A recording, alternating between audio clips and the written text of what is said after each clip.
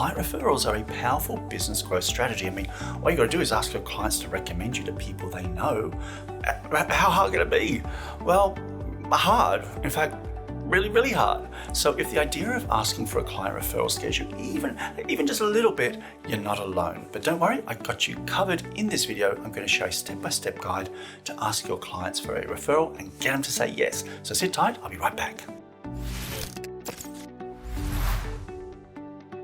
Welcome back, heroes. Thank you for joining me. I'm Warwick Brown, founder at Account Manager Tips, host of the CAM Club, and on a mission to help busy key account managers get results.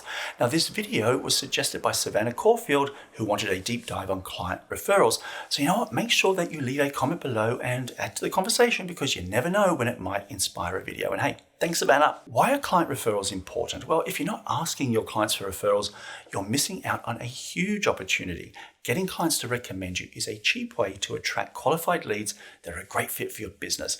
And instead of you telling prospects how great you are, it's your clients waxing lyrical about how reliable you are, how trustworthy you are, the excellent service you provide. Don't. Let's stop. You're embarrassing me. Need some convincing? Well, here are some stats. 84% of B2B decision makers start the buying process with a referral.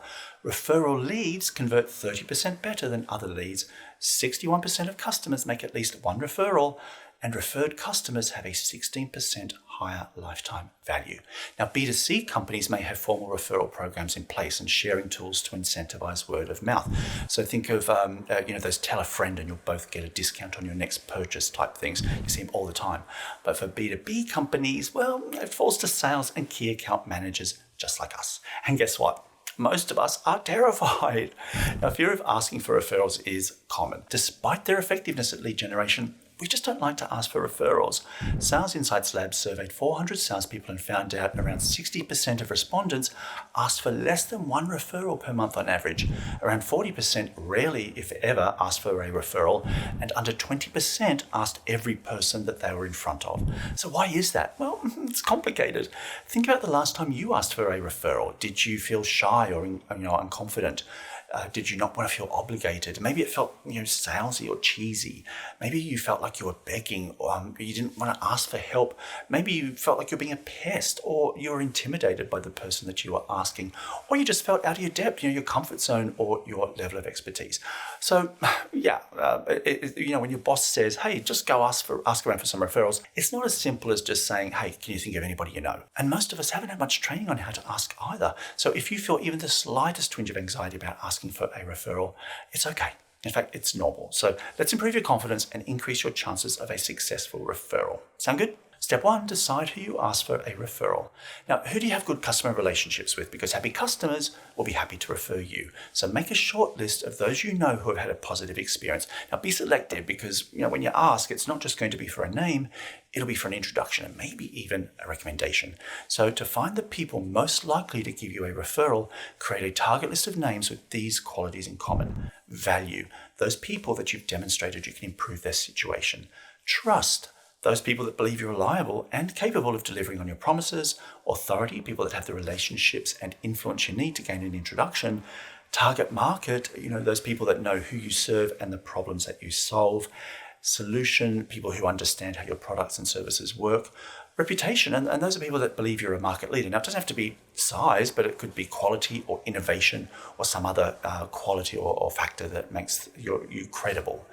Reciprocity, you've recommended them to other people in your network. And life, maybe there are some personal or professional factors from which your client can benefit. Next, who on that list can introduce you to promising leads? And there's going to be two types. Internal referrals, so scan your client's organization chart for influential people and decision makers and see how they might be connected through reporting lines. But remember, reporting lines don't tell the whole story. It might surprise you to see the influence that some people have despite their titles. So consider those informal networks as well. And then there'll be external networks. So search your contacts' LinkedIn first level connections for potential leads, because if they don't know them on LinkedIn, they certainly won't know them well enough to make an introduction. Step 2, ask your client for a referral. Now you know who to ask. Let's discuss how. Make sure that you ask in person. Now, a verbal request leads to referrals 32% of the time, but email is successful only 17% of the time. Now, remember, you're asking for a favor and your client may take some convincing, so it's best to ask in person, phone, meeting, Zoom, where it's going to be easier to do some persuading.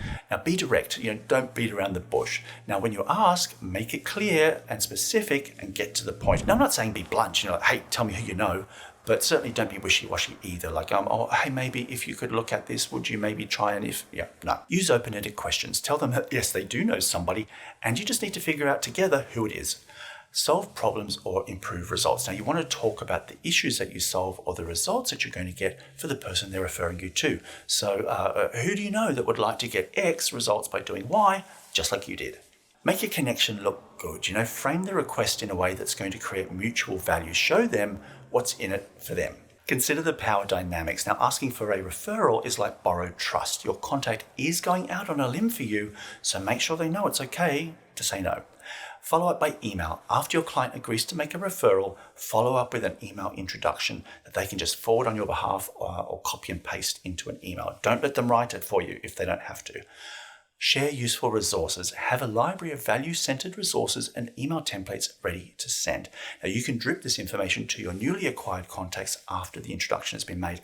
You don't let that referral go cold. You've worked hard to get it just because you run out of things to say. Now, I do have a bunch of example scripts which you can check out at the companion blog post, which is at amtip.co/referral, or check out the links in the description below. Step 3, avoid common mistakes when asking for referrals. There are a lot of mistakes you can make when asking for referrals that will end up in a no instead of a yes. So let's run through a few so you don't make them.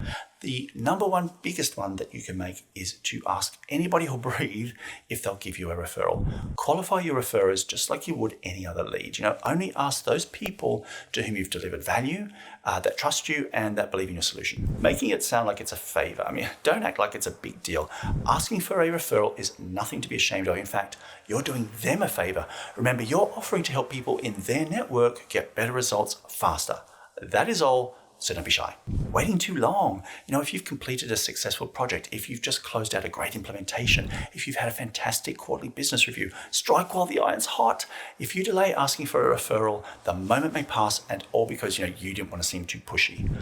Asking once. Now, people often do know somebody, but maybe they don't feel comfortable yet, or they just plain forgot. Now, things also change throughout the year too. Clients talk to their network, they meet new people all the time. Don't miss opportunities for referrals.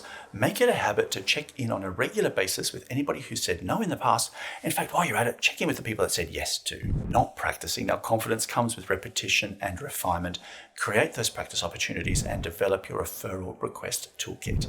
Not explaining your value, so describe what you do and how it can help in a way that captures attention.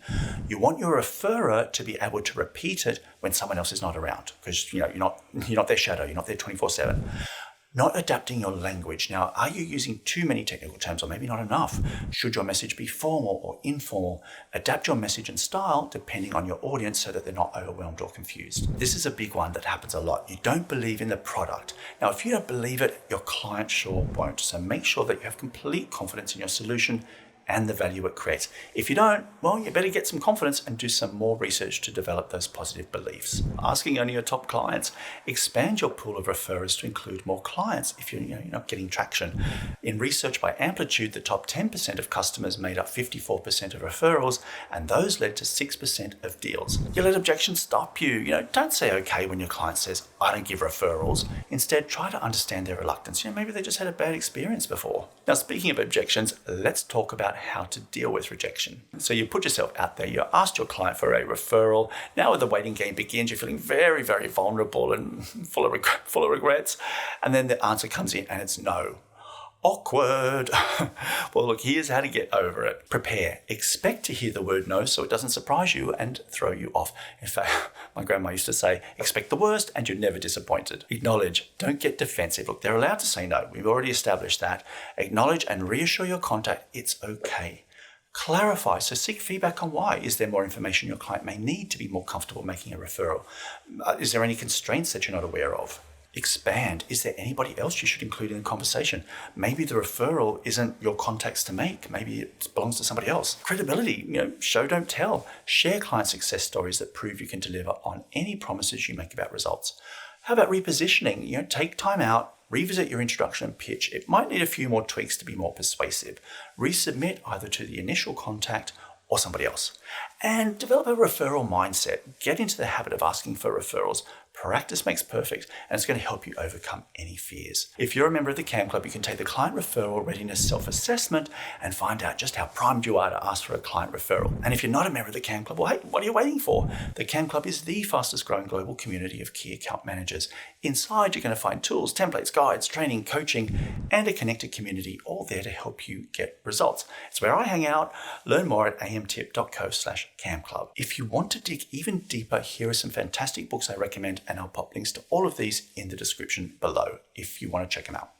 Follow up and close the sale. The fortune is in the follow-up, and this book lays out a complete strategy along with scripts to help you nurture your pipeline and close those deals. Perfect phrases for sales referrals. So if asking clients for a referral makes you sweat a little, this is a great book with literally hundreds of example phrases you can use to help get new clients and build relationships. Beyond referrals, this is a really practical guide on how to leverage your relationships with existing clients to get referrals and convert them into new clients. Let's wrap this up, heroes. Your existing clients represent an outstanding opportunity to grow your business through word of mouth. But sometimes, they need a little coaxing to share the good news.